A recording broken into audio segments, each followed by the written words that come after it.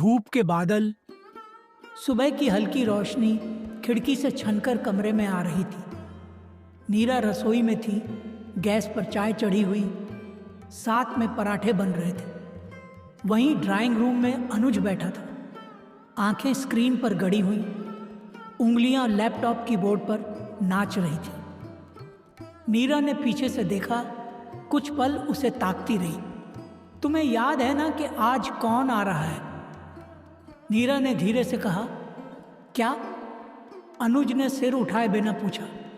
आज मम्मी आ रही हैं 2 हफ्ते के लिए। तुमने बताया था क्या? नीरा का चेहरा सख्त हो गया। कितनी बार बताया, लेकिन तुम्हारे कानों तक बात पहुंचती ही नहीं। अनुज ने झुंझलाकर लैपटॉप बंद किया। अब हर बात पर ताना मारने लग गई हो तुम। नीरा चुप रही। कुछ देर बाद बोली, तुम्हें क्या लगता है घर का हर काम, हर योजना मुझे अकेले तय करनी चाहिए? मैं काम में होता हूँ नीरा, ऑफिस की टेंशन होती है, हर चीज़ याद नहीं रह सकती। फिर मैं क्या करती हूँ? स्कूल, घर, माँ की जिम्मेदारी, क्या मेरी कोई थकावट नहीं? बात बिगड़ने लगी थी। दोनों की आवाज़ें ऊंची हो चुकी थी। अंत में नीरा ने थक कर कहा, तुम बस अपने काम में डूबे रहो। मेरे लिए तो तुम अब बस एक रूममेट की तरह हो।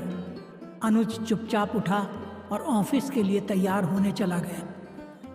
दिन भर दोनों के बीच कोई बातचीत नहीं हुई। नीरा स्टेशन गई, माँ को घर लाई, लेकिन उसके चेहरे पर वह मुस्कान नहीं थी जो पहले हुआ करती थी।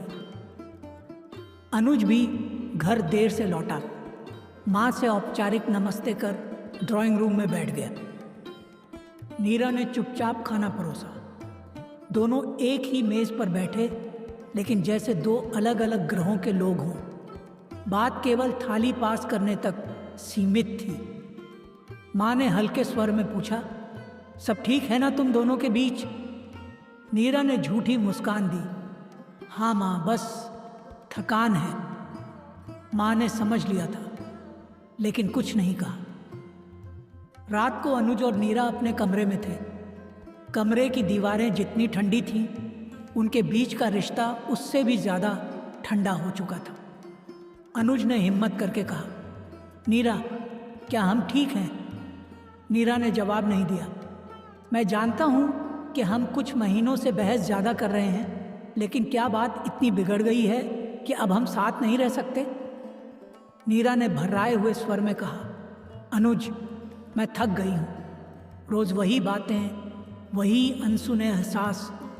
एक इंसान तब टूटता है जब उसे सामने वाला महसूस करना बंद कर दे। तो फिर क्या हम अलग हो जाएं? नीरा चौंकी।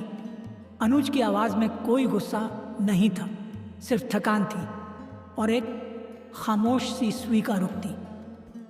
पता नहीं, नीरा ने धीरे से कहा। शायद हाँ, शायद यही बेहतर होगा। दोनों फिर चुप हो गए। रात देर तक करवटें बदलते बीती।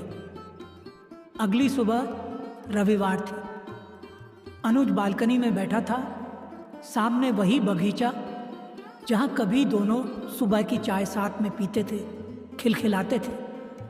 उसे याद आया पहली बार नीरा की मुस्कान कब दिल को छू गई थी।